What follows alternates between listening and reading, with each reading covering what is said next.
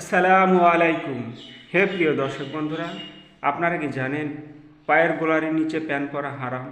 কেন হারাম, পড়লে কি হয় না হয়, চলুন এই ভিডিওটির মাধ্যমে পুরোপুরি দেখে নিই।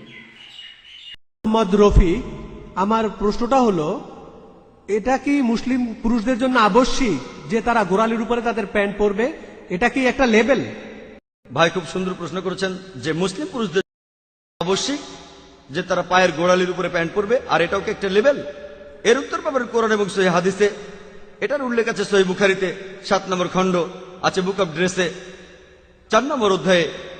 বলা হয়েছে যে আমাদের নবীজি বলেছেন যে পুরুষদের প্যান্টের যে অংশ গোড়ালির নিচে ঝুলে থাকে সেই অংশটা দোজখের আগুনে যাবে। এই সূত্র ধরে এছাড়াও আরো 5-6টা হাদিস আছে। সহিহ বুখারী 7 নম্বর খণ্ড, বুক অফ ড্রেস 5 নম্বর অধ্যায়ে বলা হয়েছে যে ব্যক্তি বেপরোয়া ভাবে চলাফেরা করে, যার প্যান্ট পায়ের নিচে মাটিতে ঝুলে থাকে, আল্লাহ সুবহানাহু ওয়া তাআলা তাকে অভিশাপ দেবেন।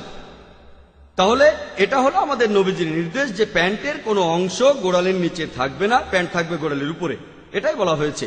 প্যান্টের কোনো অংশ গোড়ালির নিচে চলে গেলে সেটা আমাদের নবীজির কথা অনুযায়ী নিষিদ্ধ। জিজ্ঞেস করলেন এটা লেভেল কিনা? হ্যাঁ, আমি বলবো এটা লেভেলের অংশ। হয়তো টুপি আর দাড়ির মতো এত স্পষ্ট লেভেল না, কারণ আমরা সবসময় প্যান্টের নিচের দিকে তাকাই না, তবে এটা একটা লেভেল। আর যদি বেশি তাকওয়া থাকে আর এটা মেনে চলেন তাহলে বলবো আলহামদুলিল্লাহ।